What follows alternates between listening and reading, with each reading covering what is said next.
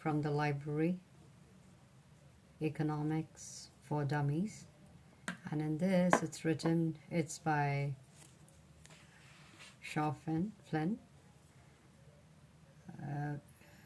And he writes right at the beginning, learn to decipher consumer behavior, use the model of supply and demand, identify factors that lead to inflation, understand fiscal and monetary policies.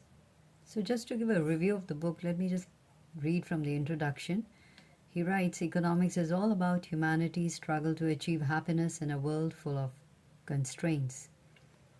There's never enough time or money to do everything people want, and things like curing cancer are still impossible because the necessary technologies haven't been developed yet.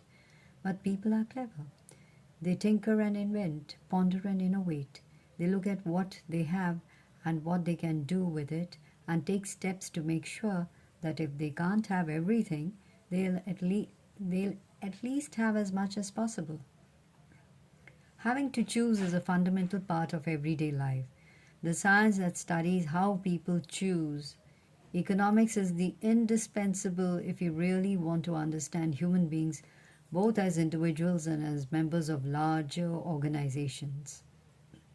Sadly, though, economics has typically been explained so badly that people either dismiss it as impenetrable, gook, or stand falsely in awe of it. After all, if it's hard to understand, it must be important, right? I wrote this book, he writes, so you can quickly and easily understand economics for what it is, a serious science that studies a serious subject and has developed some seriously good ways of explaining human behavior out in the very serious real world. Economics touches on nearly everything, so the returns on reading this book are huge. You will understand much more about people, the government, international relations, business, and even environmental issues. So how he goes about, you can see in the book.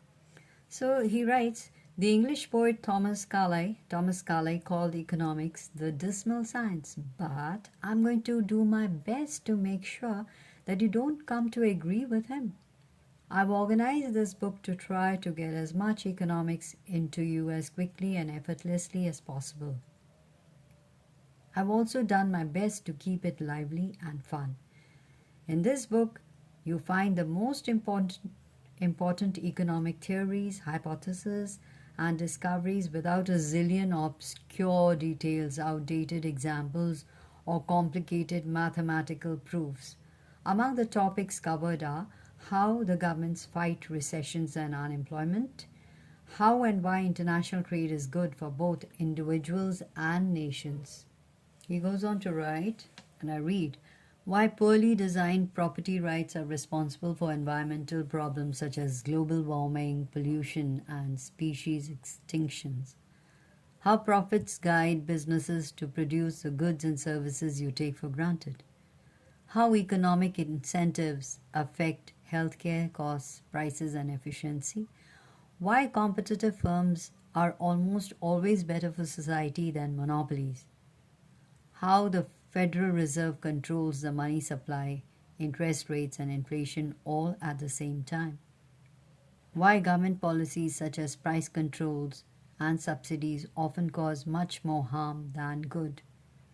How the simple supply and demand model can explain the prices of everything from comic books to open heart surgeries. You can read the chapters in any order and you can immediately jump to what you need to know without having to read a bunch of stuff that you couldn't care less about.